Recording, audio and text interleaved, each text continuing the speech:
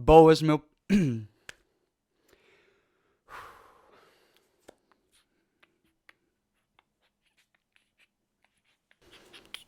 Ok.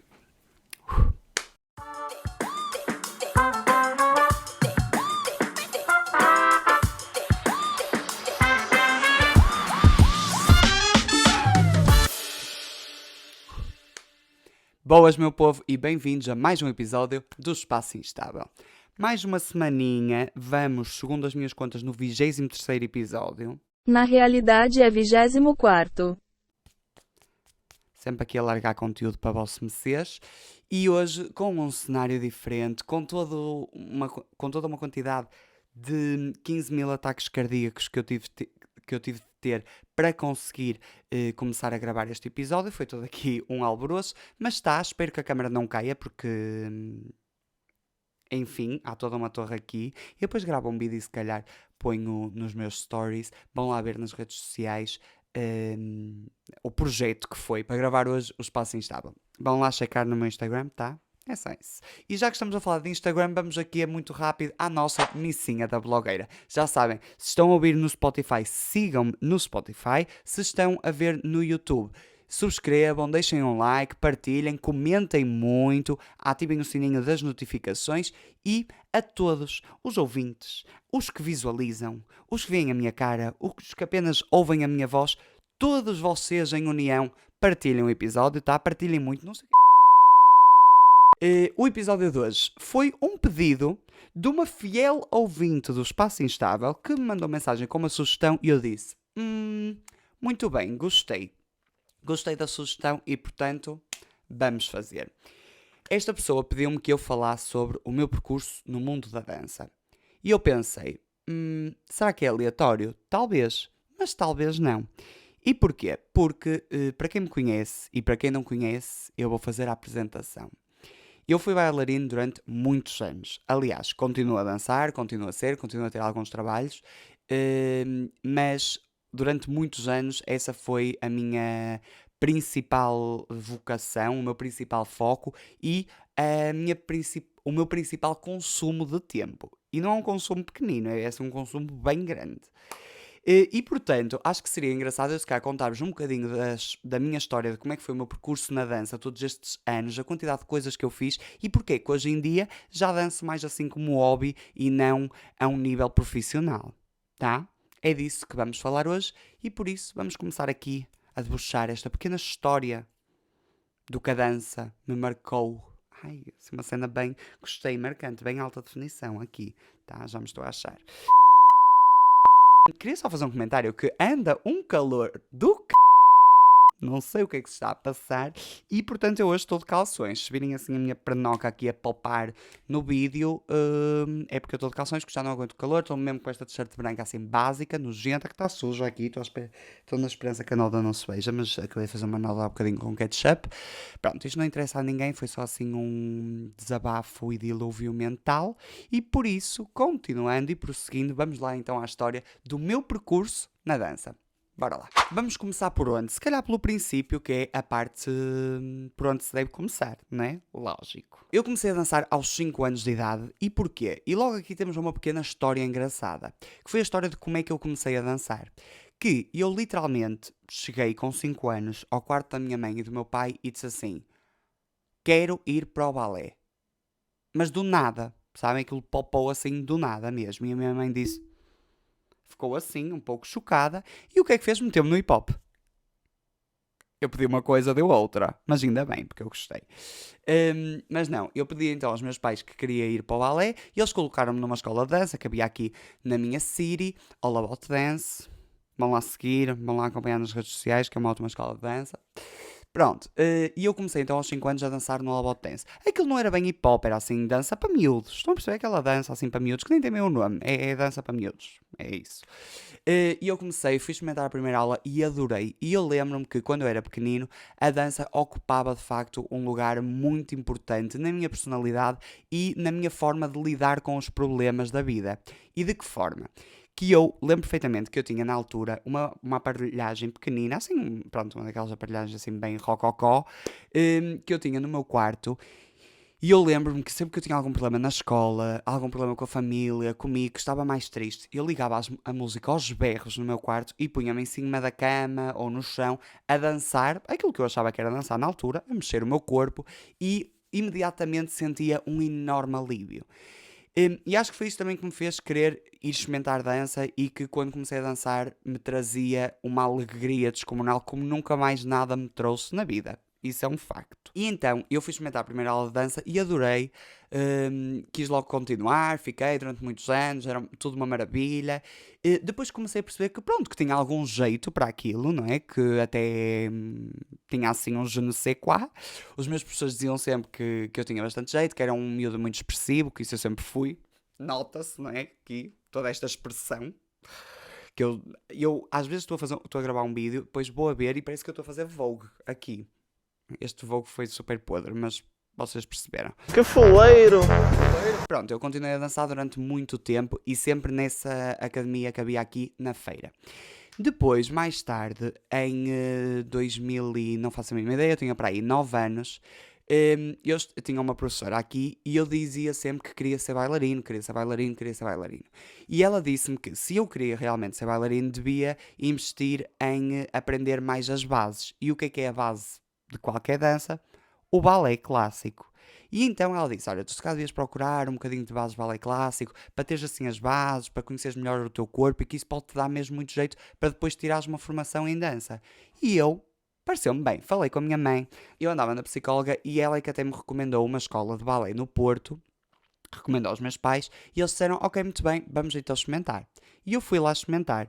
E, como é óbvio, adorei. Eu nunca tive uma má experiência numa aula de dança.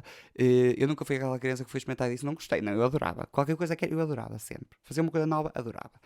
E então eu fui e adorei, óbvio. E continuei então a entrar no balé. Só que, entretanto, o balé tornou-se muito sério. E por isso eu tive que desistir portanto, da dança mais comercial que fazia aqui na feira. Tive que optar por um dos dois e acabei por optar pelo balé, porque era algo que eu estava mesmo a investir muito tempo e que eu sabia que me poderia levar a uma carreira que eu sonhava em ser bailarino e não sei o que, não sei o que mais. E então continuei durante muitos, muitos anos. Aliás, eu por volta dos 13 anos, acho que foi mais ou menos nesta altura que eu tive que fazer uma decisão, né, e deixar de andar nos dois, e eu tinha balé todos os dias, incluindo ao sábado, o dia todo, só descansava ao domingo. E foi nesta altura que eu comecei a ir de autocarro para o Porto todos os dias, porque os meus pais não me podiam levar todos os dias, né? Como é óbvio, tinham que trabalhar. Muitas das vezes iam-me buscar ao final do dia, à noite, porque aquilo acabava já bem tarde. E então eu andava sempre assim neste regime de ia de autocarro, saía da escolinha às 5 da tarde, apanhava o autocarro, chegava lá às 7 e depois saía do balé às 9h30, que nunca eram 9h30, eram 10 da noite. E depois chegava a casa, jantava, para no dia a seguir acordar outra vez às 8h30 da manhã. Enfim. E eu lembro perfeitamente que na altura isto era assim um bocadinho chocante para os meus colegas de turma e não sei o quê, porque eu era muito pequenino e já ia sozinho de autocarro para o Porto e andava no metro do Porto, e o que na altura era assim um big deal, eu já me sentia muito crescido. Era algo que eu odiava, era, porque no inverno principalmente era muito deprimente e depois imensas vezes acontecia de nós estarmos, por exemplo, na escola, os meus amigos, vamos fazer alguma coisa a seguir às aulas, não sei o quê, e eu nunca podia porque tinha balé, né? Pronto. Mas eu gostava muito de dançar e, portanto, eu dizia sempre que quem corre por gosto não cansa. Hoje em dia já não digo tanto isto, quem corre por gosto cansa. Se calhar cansa-se menos ou cansa-se mas está mais feliz, mas cansa-se na mesma. Não vamos aqui mentir. E entretanto, o que é que aconteceu? Os meus professores de balé também viram algo em mim e acharam que era bom. E eu comecei a fazer competição, a ir a muitos concursos, a fazer vários cursos, formações, tudo. Portanto, a investir mesmo na minha carreira, não é? Eu lembro perfeitamente que nos meus 15, 16 anos eu fazia imensas competições, ia para imenso lado com os meus colegas, né, que também estavam em competição, íamos a muitos sítios, fazíamos muita coisa, recebíamos prémios, outras vezes não, eu chorava, era uma vida bem dramática. We loved it. Nos meus 16 anos, a minha professora disse, bem, olha, estava eu no 10º ano, eu acho que tu deves investir a um nível ainda maior e, portanto, devias te candidatar para uma escola no estrangeiro. E assim fiz. Eu candidatei-me ao English National Ballet School, em Londres, e fui aceite e entrei. Se eu estava à espera, não. Eu acho que quando concorri, eu não estava de toda à espera que o resultado fosse entrar numa escola com tanto prestígio e nome como aquela e realmente conseguir ir para o estrangeiro estudar dança com 16 anos. E porquê que eu estou a dizer que eu não estava à espera? Porque não estava de facto, e acho que foi isso que me fez, quando entrei nesta realidade, ter um choque de perceber: ok, vamos aqui parar a pensar, porque se calhar não é bem isto que a pessoa estava à espera e estava à procura. E então, com 16 anos, lá fui eu para Londres viver sozinho, sem conhecer ninguém, numa escola onde não havia um único português. Estava mesmo alone no mundo. E Imediatamente eu tenho crise de ansiedade. foi muito isto que eu senti. Não pelo facto de viver fora, porque eu gostei de viver em Londres, gostava da vida, eu gosto muito de cidades grandes, gostava de ter sempre coisas para fazer, muita coisa a acontecer, gostava de ter a minha independência, como ainda gosto, mas percebi que aquele nível de exigência e de levar a dança a um extremo não era de todo para mim. Eu lembro perfeitamente que foi uma altura que eu tinha imensas inseguranças com o meu corpo. Eu estava magrérrimo, na altura olhava para as fotos e via o meu corpo super estranho, de uma forma horrível, que eu odiava, mas hoje em dia olho e digo, era só parvo. Mas lá está, era um miúdo de 16 anos, a um nível de competição e de levar assim a dança a um extremo super exponencial, não é? E pronto, foi uma altura que eu me sentia muito infeliz, que já não via na dança aquela terapia que eu sempre tinha visto, porque eu acho que quando tu tens uma paixão muito grande e a levas a um nível profissional, de exigir de ti mundos e fundos, deixa de ser aquele espaço onde tu vais para fugir aos problemas e passa a ser aquele o espaço que te traz os problemas. E isto foi para mim uma coisa que me custou muito a aceitar, porque a dança era sempre o meu refúgio de tudo de mau que acontecia no mundo e de repente aquele refúgio passa a ser o mal que eu sentia na minha vida e no mundo. E eu acho que na altura não soube bem gerir com isto e não soube perceber, não soube ver para além. Estão a perceber? Imagina, eu não consegui olhar para aquilo e perceber, ok, isto se calhar são 3 anos que te vai custar mais um bocadinho, que vais andar aqui se calhar não tão bem, mas que te pode levar a um mundo de felicidade e de oportunidades. Eu não via isso, eu só via, eu estou na miséria, eu estou mal, eu estou infeliz e eu tenho que ir embora. E fui, e voltei. Eu acho que nunca falei disto assim tão abertamente, problemático. Voltei para Portugal. Hoje em dia não me arrependo, não digo tipo fazia diferente. Não fazia porque na altura eu estava mesmo mal e precisava de estar cá. E se tivesse continuado lá, a minha saúde mental só se ia deteriorar ainda mais. Eu ia ficar cada vez mais infeliz, mais triste, a odiar-me ainda mais, a ver problemas em tudo. E por um lado, ainda bem que voltei, porque voltei a apaixonar-me por dançar. Voltei a sentir uma paixão que já não sentia naquela altura há muitos, muitos anos. E que sinto hoje em dia, não é? Eu hoje em dia adoro dançar e sou mega feliz a fazê-lo como um hobby e a ter um trabalho aqui, um trabalho acolá, mas a não massacrar-me ao ponto de voltar a ver a dança como um turbilhão de coisas e, portanto, continuar a ver a dança como uma terapia, uma coisa feliz, ótimo. E eu voltei para Portugal, portanto, passado 4 meses, eu volto para Portugal, continuo a minha vida normal. Sim, não muito normal, porque quando nós voltamos e toda a gente que me conhecia sabia que este era o meu maior sonho. E de repente, quando eu volto, eu fico tipo: o que é que eu sou? O que é o meu sonho? O que é que eu quero fazer?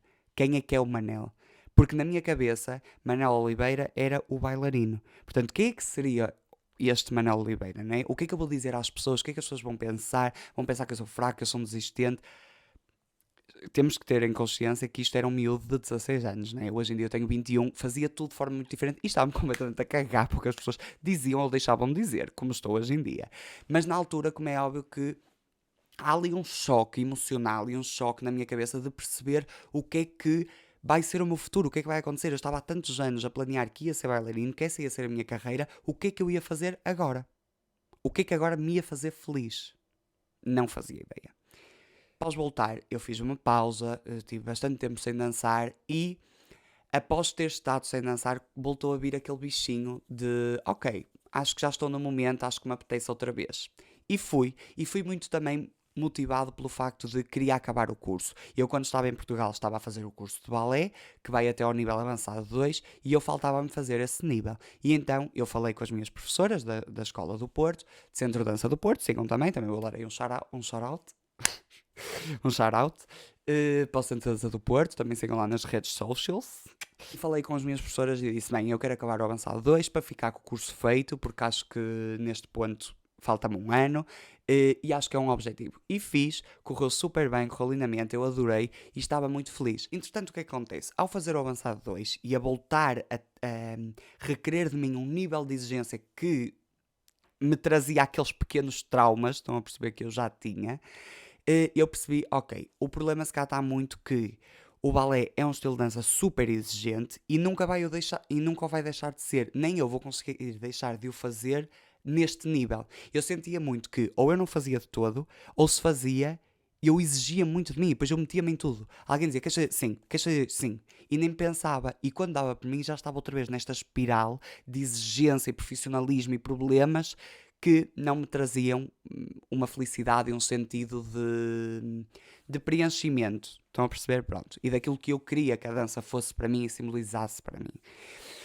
E portanto, eu acabei o avançado 2 e percebi, ok, acho que o balé não é a opção, porque eu não me consigo controlar, não é? O problema também estava muito em mim de perceber que se calhar eu devia ter feito balé numa desportiva, mas para mim isso não existia, porque eu sempre o fiz de uma forma muito profissional e a levar as coisas muito a sério e a dar 100, 200, 300% de mim.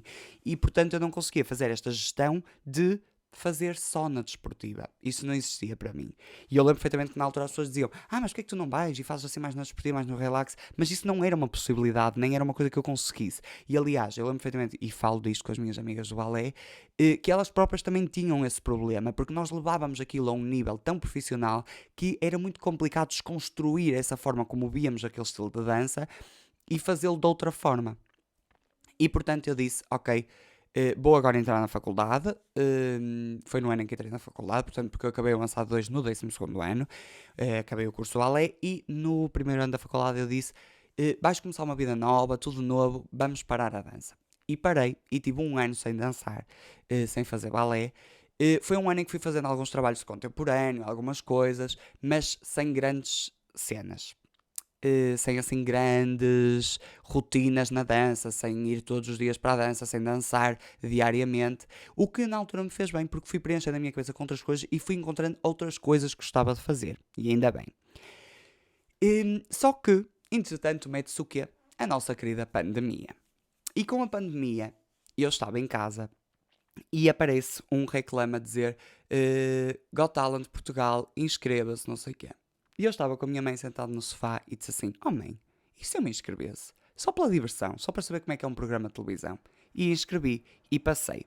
Quando dei por mim, isto aconteceu tudo muito rápido, quando dei por mim estava eu nas audições do Got Talent. Correu muito bem, o Got Talent foi uma experiência que eu gostei muito, que me trouxe muitas oportunidades, se calhar não tantas como as que eu estava à espera, mas trouxe muitas. E foi um ótimo programa, eu adorei, eu gostei muito de mostrar o meu trabalho, recebi muito bom feedback e comentários das pessoas, pessoas random que eu não conhecia nas redes sociais. Senti que toquei muita gente com coisas que fiz e ainda bem que era esse o meu objetivo e foi uma experiência incrível. A seguir ao Got Talent eu fiz vários trabalhos em dança que me iam aparecendo por causa do Got Talent, mas depois, como é óbvio, a fama é muito efêmera e foi desvanecendo e as pessoas voltaram a esquecer-se da minha existência no mundo da dança e eu não fiz por ser lembrada, porque percebi que, porque eu na altura tentei ainda arranjar mais trabalhos, continuar a trabalhar em dança, não sei o quê, e voltou a ser muito complicado e voltou a ter aquele... Pronto. E eu percebi que, ok, foi uma boa experiência, eu gostei, tenho feito alguns trabalhos, os trabalhos vão continuando a surgir aqui e ali, que continuam, eu continuo a dançar, mas mais numa desportiva, e foi isso que fiz desde aí. Portanto, está a resposta também feita para aquelas pessoas que me perguntam sempre, o que é que tu fizeste depois do Got Talent? É isto, dançar na desportiva, tenho feito alguns trabalhos, cheguei a dar aulas, workshops, continuo a dançar, quando posso mais diariamente, quando não posso menos diariamente, e gerindo também com as outras coisas todas que quero fazer na minha vida. Mas sinto que hoje em dia encontrei um lugar na dança como o Manel de 5 anos gostaria que fosse. Estou feliz, estou bem, vou fazendo. Tenho a técnica que adquiri de anos e anos e anos de formação. Continuo a procurar mais, a saber mais, a pesquisar mais, mas não levo a um nível extremo e de uma disciplina e foco extremo que sei que me tira a paixão pela dança e o refúgio que eu vejo na dança. E hoje tenho a minha carreira, entre aspas, principal, que é trabalho, e é o trabalho e é o que eu gosto de fazer, e ainda bem que gosto de fazer, mas é trabalho, e tenho a dança como um refúgio e com momentos de prazer e de me trazer aquele conforto que eu sempre gostei e sempre adorei. E é isso.